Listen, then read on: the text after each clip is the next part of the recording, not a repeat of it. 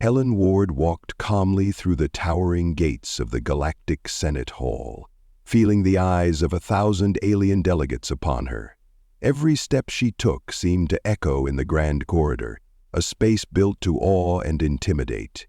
The polished floor panels reflected not only her unassuming figure, but also the flamboyant suits of armor adorned by representatives from dozens of star systems. Here, spines rose and retracted, metallic sheens rippled with embedded circuitry, and the occasional electric crackle hummed along shield generators.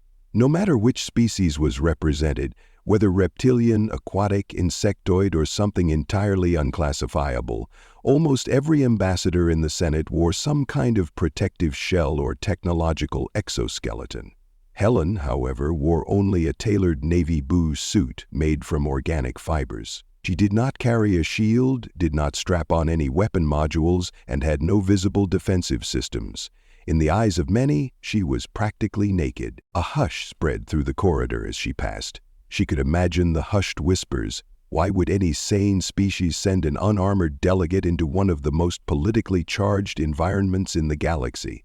Didn't humans understand the basic principle that, in the Senate chambers, you either wore your armor or you revealed your vulnerabilities for all to exploit? Helen nodded politely at the various ambassadors, offering small smiles of greeting. The aliens of the Ven Imperium, tall insectoid beings with multi-segmented shells, parted to let her through. Each wore a battle carapace inscribed with glyphs detailing their glorious diplomatic victories. They had subdermal plating and external plates that could deflect small energy blasts. Helen couldn't help but wonder if they were proud or merely anxious. On the far side, a group of drachnids, lizard-like creatures whose swirling metallic overlays displayed lines from ancient legal codes, shot her a mixture of incredulous and pitying looks. They had never before seen a delegate so exposed. Stepping into the main Senate chamber, Helen beheld a tiered amphitheater ringed by floating platforms. Each platform belonged to a species or coalition of species, outfitted with weapon-detecting sensors and personal deflector fields.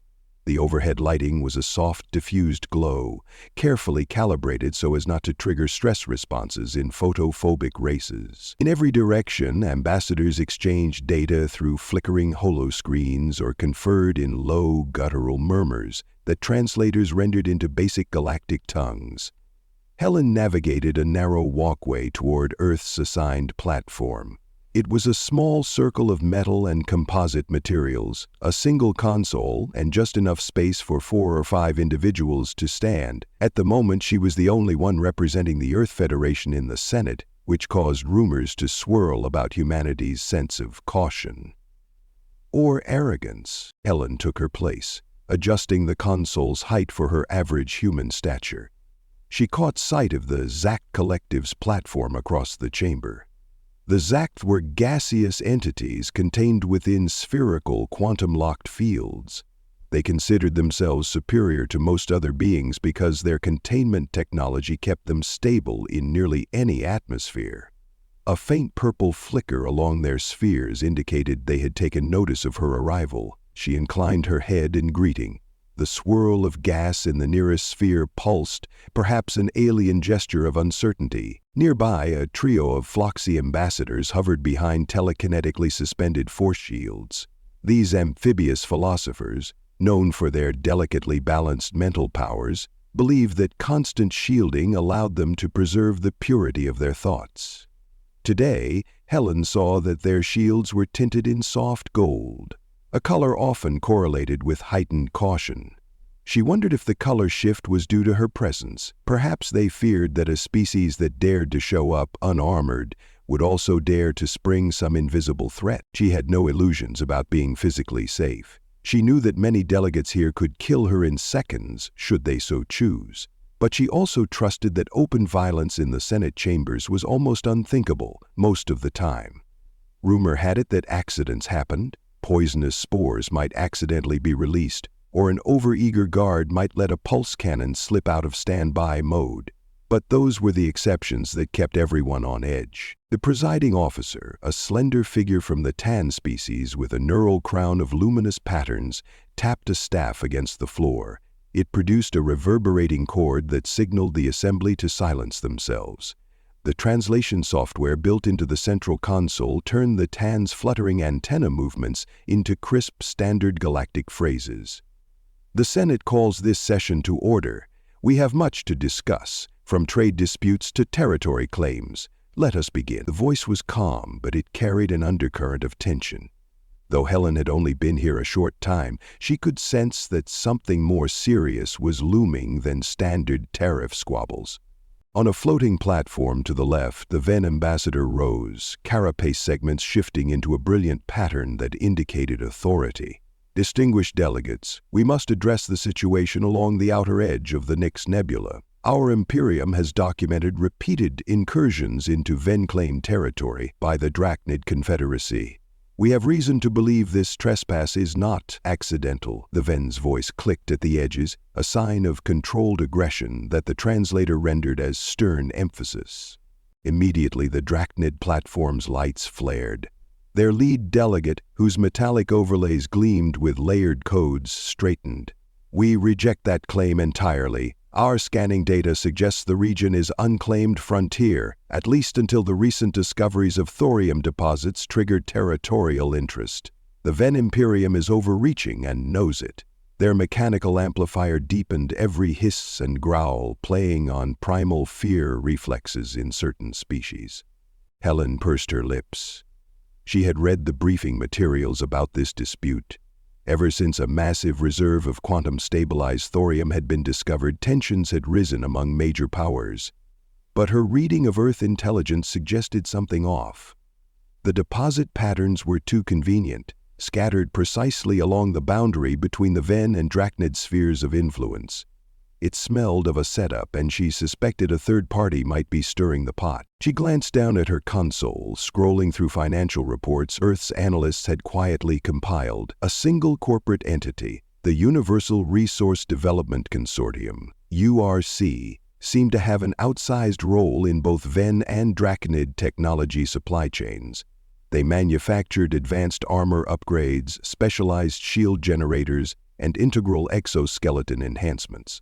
Their sales had soared after news of the disputed thorium deposit. Clearly, it was in their interest to see tensions remain high. Helen wondered how many others had noticed or cared. The debate on the floor heated up, with Ven and Drachnid delegates exchanging verbal barbs that verged on open threats. Suitably dramatic pulses of armor plating and lighting displays underscored their remarks. The presiding officer tried to keep order, but the room hummed with tension. Helen finally raised her hand to request the floor. An attendant from the side walkway made a subtle gesture acknowledging her, but the presiding platform hesitated. The Earth Federation was still new to the Senate. They held a provisional membership, and many believed them too physically vulnerable for real power. Yet the officer eventually recognized her. "We grant the floor to the delegate from Earth." All eyes, optical sensors or other sense organs turned to Helen. She felt the weight of it, but she calmly keyed her microphone.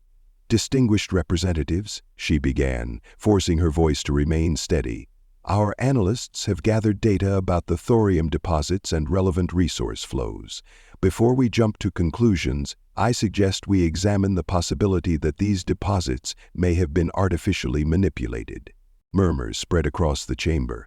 A wave of flickering lights passed through the Zac collective spheres. The Floxy raised their shimmering shields in caution.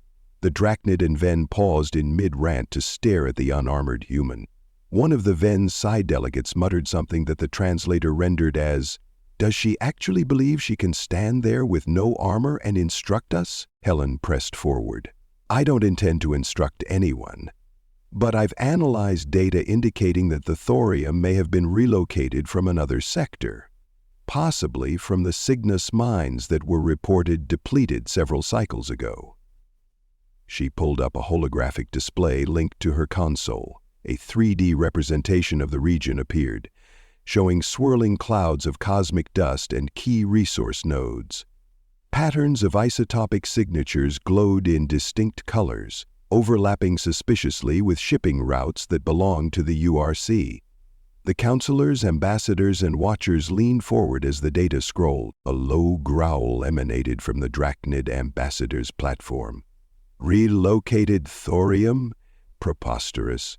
Do you claim some corporation has enough reach to haul entire loads of refined ore across tens of light years and seed them in a border region just to provoke conflict? Helen shrugged slightly, a purely human gesture that confused many in the room. I can only show you these transport records. Shipping manifests, some public, others gleaned from the anomalies in corporate acquisitions, indicate the URC acquired the rights to mines they claimed were dry. Shortly afterward, unregistered cargo fleets passed through the region multiple times. Then, as if by coincidence, large deposits of thorium were discovered right on the boundary between two powerful states. And who profits the most from an arms buildup in the face of that discovery? The chamber erupted in dissonant chatter. Several delegates began rapidly typing on their consoles or conversing in hushed tones with aides. The then ambassador's carapace display dimmed, showing signs of deep thought. The Drachnid representative glared at the URC's platform, where a lone figure in sleek corporate-branded armor watched warily. That corporate delegate wore a polished black exosuit with swirling silver filigree. He had not yet spoken, but Helen could see the subtle flicker of shield generators at the edges. Corporate delegates didn't often engage in direct debate, but they had strong lobbying power. The presiding officer tapped the staff again, and the cord echoed. Order. We must maintain decorum. The delegate from Earth has introduced serious allegations. We asked the URC's representative if they wish to respond. A brief pause lingered in the air. The corporate delegate finally stepped forward, the exosuit amplifying his presence.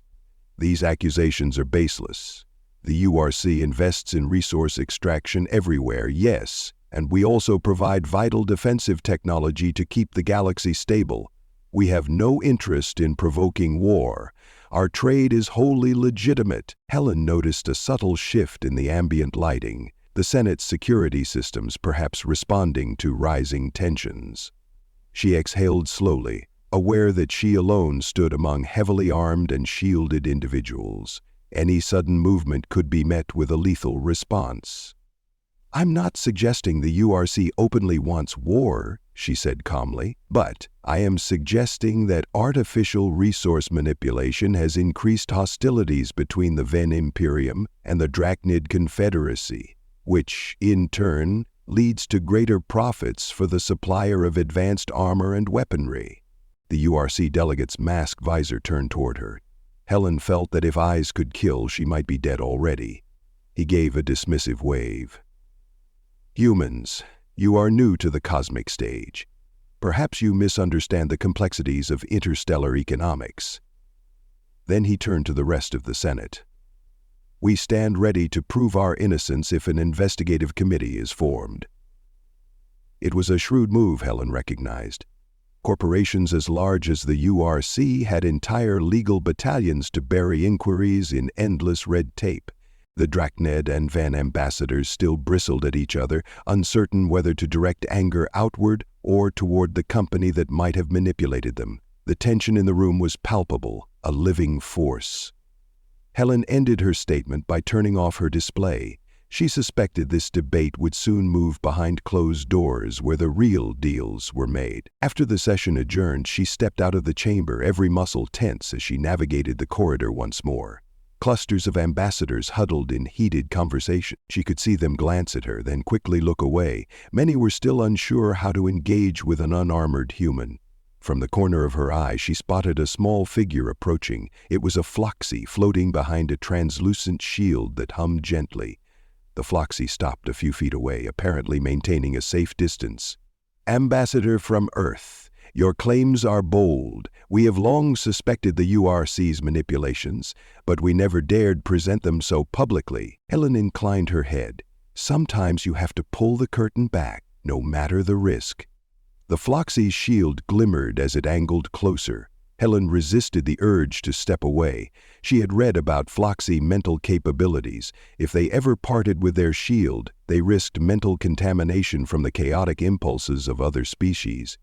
You realize, The Floxy said softly, "That by exposing yourself without armor, you are making a statement, even if you did not intend it. Many will see you as either extremely brave or astonishingly foolish." Helen let out a faint chuckle. "I won't deny it's a risk, but wearing visible armor sends signals too. Fear, readiness for violence, or at least the assumption that violence is normal. We want a different approach. Maybe it will work, maybe not." The Floxy's shield vibrated in a pattern that might have signaled cautious agreement.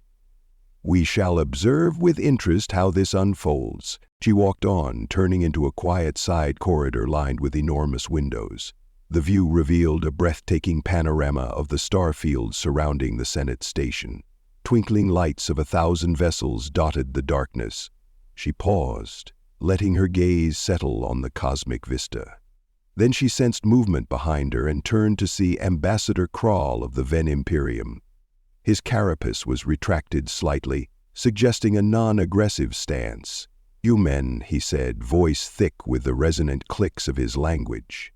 "In that chamber, you spoke of data regarding artificial thorium placement. The Ven Imperium demands a closer look." Helen didn't flinch. "I'll share everything I have, but tell me, what is your real goal?" She could see the subtle tension in Kral's posture. He was torn between continuing the feud with the Drachnids or acknowledging a potential trick from the URC. "Our real goal," he said slowly, "is to protect our territorial rights. If these resources have indeed been planted to incite conflict, then we are all pawns, and the Ven Imperium does not appreciate being treated like pawns." Helen gave a nod of respect. "No one should, Ambassador. I'll be happy to provide the logs and shipping records. You'll see the anomalies speak for themselves." Kral's eyes flicked to her unarmored torso. "I cannot decide if your lack of armor is reckless or if it is some cunning tactic. But I will say this, it forces me to pay attention to your words rather than your defenses. It is an unusual feeling." Then, with a swirl of his carapace, he turned and left. She exhaled, feeling the adrenaline in her veins. The entire day had been a test of her composure. There was no telling how the Senate would respond to her accusations. She worried she might have revealed too much too soon, giving URC time to cover its tracks. But she had to try. Heading down the corridor, she resolved to gather more concrete proof before the next session. That night, in her small assigned quarters, she combed through secure Earth Federation archives. The hum of the station's life support systems was faint in the background. Every so often she paused at an odd detail in the URC's shipping logs. Stops that made no sense, declared cargo that seemed suspiciously generic.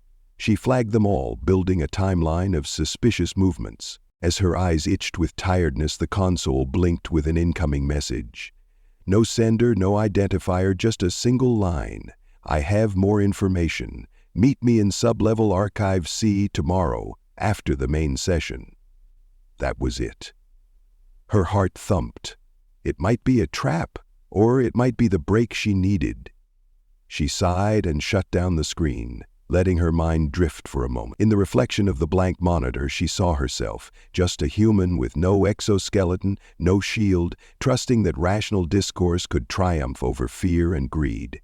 She wondered if the entire approach was doomed, but Earth's leaders had believed in it.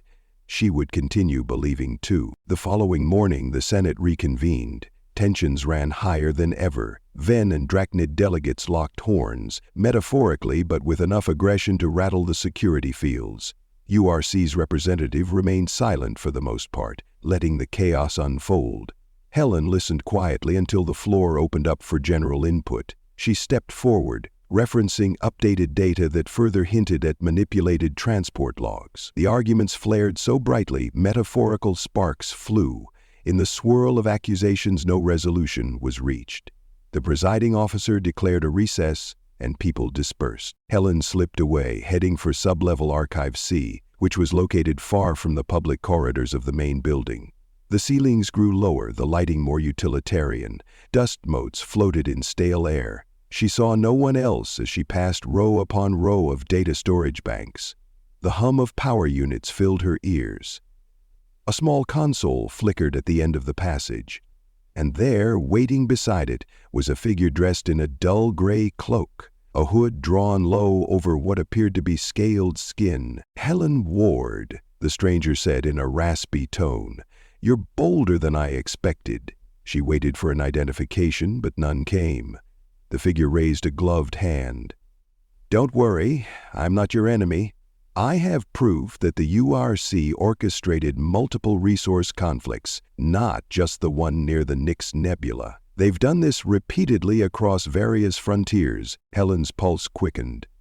"Why come to me?" "Because you humans have no armor," the stranger said simply. "You're either foolish or genuinely idealistic. Either way, you might actually bring this to light. Others in the Senate are too compromised. They have private security contracts or personal ties with URC.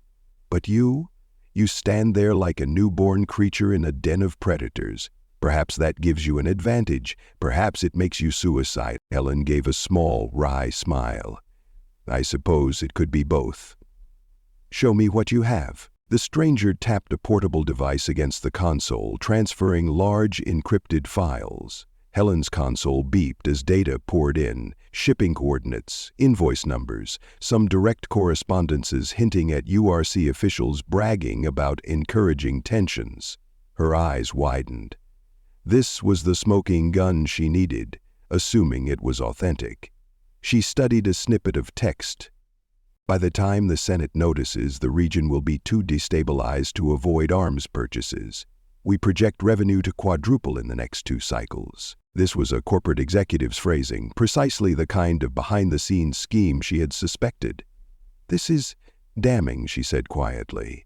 "Why are you giving it to me?" The stranger's hood shifted, revealing a fleeting glimpse of reptilian eyes. "Because if the URC continues this pattern, eventually no species will be safe. Perhaps my people have already become unwitting accomplices. Perhaps I once benefited from their deals. Maybe I'm hoping to pay back a debt." A pause. "Do what you must, human, but be warned. They will stop at nothing to bury these truths." Helen nodded. "Thank you. I won't forget this."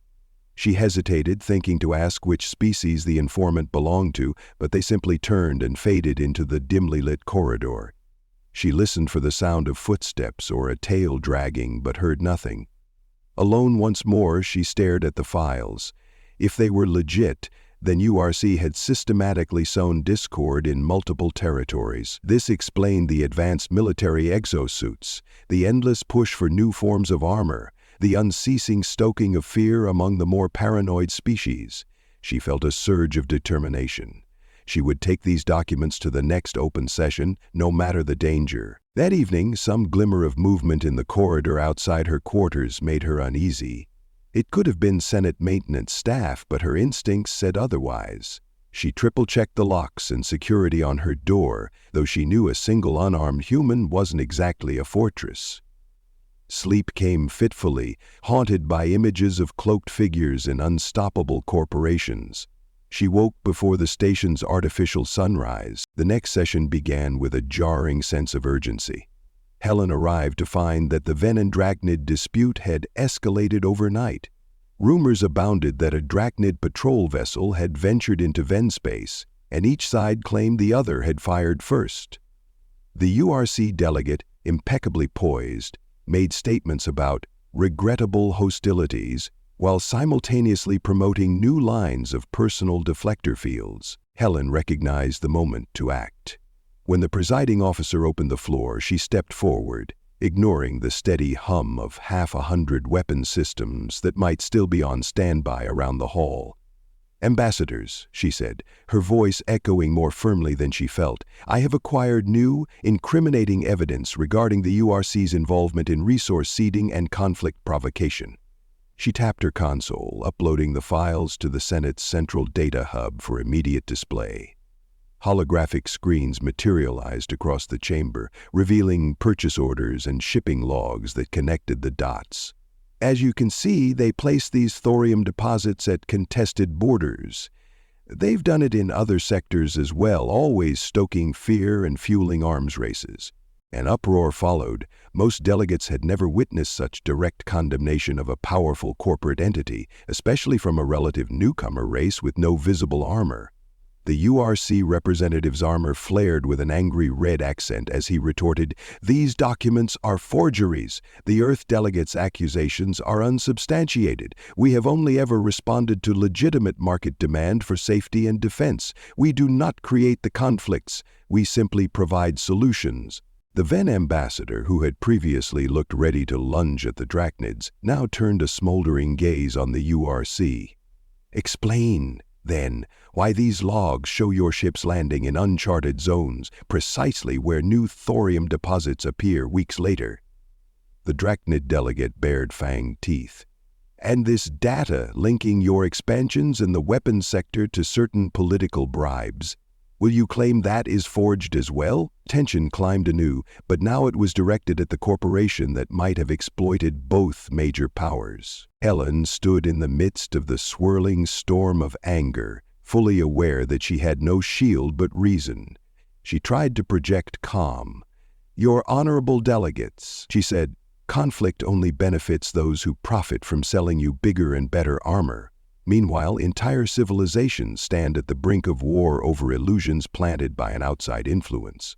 If the URC's technology is as superior as they claim, then they may also have manipulated readings, installed covert devices, and otherwise orchestrated events to pit you against each other." A hush of dread lapped through the chamber. For a moment no one spoke. Then the presiding officer's neural crown glowed bright in patterns that signaled a call to attention.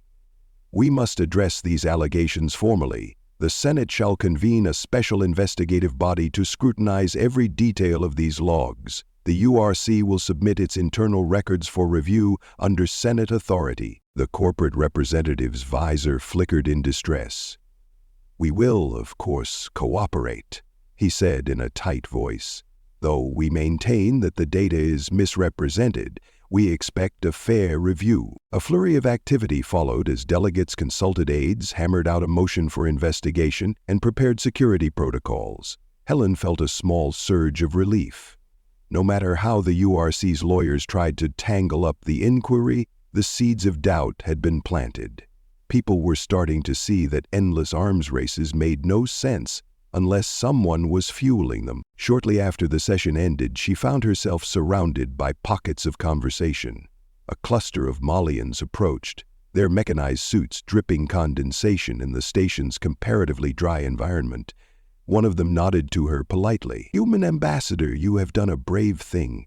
We often rely on protective shells to survive our high-pressure world, but we never realized how thoroughly we had also sealed ourselves away from new perspectives. We apologize if our initial judgment was that you were simply naive." Helen offered a small, grateful smile. "Thank you. I understand that each species has evolved for its own environment and needs. Armor is understandable. What matters is the willingness to look beyond it and see the bigger picture." Walking away, she overheard Floxy delegates whispering about how the Earth approach might reflect a higher spiritual concept of trust. The Zach Collective's floating spheres took on a hue that was reported by cultural interpreters to indicate thoughtful reconsideration. Even the Drachnid and Ven delegates, though still distrustful of each other, were no longer ignoring the new evidence. Over the next days, the Senate formed the Investigative Commission. Both Ven and Drachnid authorities contributed data, while smaller species who had faced minor resource disputes also came forward with suspicious URC involvement. The corporation's representative tried to discredit everything, but the evidence piled up. Helen, though often working into the small hours, meticulously combed through every new document. Strange alliances arose. A Floxy telepathic specialist helped decrypt certain private communications. The granular consciousness used their collective intellect to track isotopic signatures of thorium. And a Tarian official who had once mocked humans for their soft flesh now assisted with cross-referencing shipping route anomalies. Throughout this process, Helen remained unarmored. Although she had fleeting moments of fear, aware that corporate saboteurs could target her, she refused to request a personal force field. She insisted that if she suddenly adopted the trappings of defense, it would undermine the entire point. Some found it reckless, but many came to see it as a statement of faith in diplomacy. Indeed, rumors circulated that at least a few attempted sabotage incidents were foiled by watchful ambassadors who had begun to respect her stance. One story claimed that a vanguard neutralized a cloaked figure who tried to slip a toxin canister near her platform. The guard reportedly muttered something about how it would be dishonorable to let an unarmored diplomat fall to treachery. As the Commission's findings came to a head, the Senate scheduled a final open hearing. It was to be the culminating act of the investigation, where the URC would face direct questioning and the compiled evidence would be presented officially. Helen spent the night before the hearing with her eyes drifting across projections, cross-checking last-minute details. She didn't sleep until the artificial sun rose again over the station. That morning, she stepped once more into the Senate chamber. She noticed a subtle but telling change in the environment. Many delegates had disengaged their more aggressive armor modes. Their suits were still elaborate, still offered protection, but they did not bristle with menacing weapon arrays. A few had replaced their usual plating with simpler, less intimidating designs. Even the Floxy had partly reduced the opacity of their force shields. The symbolic shift was clear. The Senate was evolving, or at least willing to appear less like a medieval armory. Helen took her place, feeling a flicker of satisfaction at how her small, unarmored presence might have contributed to this slow transformation. The presiding officer called the hearing to order. Representatives from multiple species presented the Commission's findings. Shipping logs that matched URC routes to newly discovered frontier deposits, corporate memos that spoke of revenue boosts whenever tensions escalated, evidence that the URC had funded covert misinformation campaigns to pit local powers against each other. Every item added another nail to the coffin of the corporation's denials. When the URC delegate rose to speak, his polished armor was immaculate but faintly subdued. His voice rang out, attempting to paint everything as a conspiracy against free enterprise, but even he seemed resigned to the overwhelming scale of evidence. The condemnation from delegates was swift. The Ven demanded restitution, the Drachnids called for immediate sanctions, the Floxy insisted on new ethics protocols for resource exploitation. Helen stood quietly, letting the tide roll. Finally, the presiding officer turned to her and said, "Ambassador from Earth, you have played a central role in revealing this matter. Do you have any final words?" She inhaled, feeling a lump in her throat. "Thank you, presiding officer. In truth, I only brought forward what many here suspected. But I would urge that we not simply punish the URC and move on. We must ask ourselves, why was it so easy for them to manipulate us? We have built a culture in this Senate that assumes everyone is shielded, armed, and prepared for conflict. That environment makes it simpler for third parties to exploit fear and mistrust. If we want to move past this, we need to consider new ways to conduct diplomacy, ways that don't begin with suspicion and an arms race." Her words hung in the air. For a moment no one responded. Then the Drachnid delegate spoke up, voice quieter than usual. "We have found that you, a being who appears so easily destroyed, possess a different kind of armor. The willingness to stand undefended, forcing others to confront the content of your words. Perhaps we should learn from that." The Ven ambassador nodded. "The Imperium still believes in strength, but perhaps strength need not always be displayed through steel and plating." A ripple of reaction moved through the chamber. Some delegates exchanged glances that the translator system flagged as contemplative. The URC's delegate, no longer the center of the narrative, looked on with tight-lipped frustration. In the final resolution, the Senate voted to freeze many of the URC's assets, launch a full inquiry into resource-seeding operations, and prohibit certain sales practices that encouraged militarization of developing areas. It was a blow to the corporation. Meanwhile, Ven and Drachnid governments agreed to joint oversight of the disputed territory, hopefully preventing any further manipulated claims. Helen felt relief wash over her. While it didn't guarantee universal peace, it was a start. In the days that followed, she noticed ambassadors approaching her more openly. The Floxy, who once kept their force shields thick and opaque, now let them fade to a soft, translucent shimmer when speaking to her. The Zack Collective, once so concerned about flaunting their superior containment spheres, had begun introducing partial, open segments to symbolize collaboration. She watched a handful of smaller races experiment with less imposing armor in general. There was talk of establishing a section in the Senate Hall where delegates could, if they chose, meet without armor or advanced defenses. The suggestion sparked both curiosity and cautious hope. On her last day before returning to Earth, Helen found herself walking through the corridor of windows again, gazing at the star field outside. A soft rustle made her turn. It was the Drachnid ambassador, minus several layers of ornamental plating. The reptilian figure exhaled a hiss. "We never truly understood how exposing a vulnerability could become a strength. You have reminded us that sometimes transparency carries greater influence than any suit of armor." Helen smiled, faint lines at the corners of her eyes. "I appreciate that. It was never about proving ourselves braver. It was about starting a different kind of conversation." The Drachnid tapped a claw on the metal floor. "Know this, human. You have earned respect here. Perhaps next time, when more treaties are on the line, your voice will be heeded from the beginning. Or perhaps others will dare to remove a few plates of their armor first." She gave a small bow. "I can only hope." That night she took a transport shuttle back to the Earth Embassy ship. As she gazed out at the swirling stars, she reflected on everything that had happened. The fear, the alliances, the revelations, and the subtle transformation in the Senate's atmosphere. URC was not entirely vanquished, but it had been exposed, and that was progress.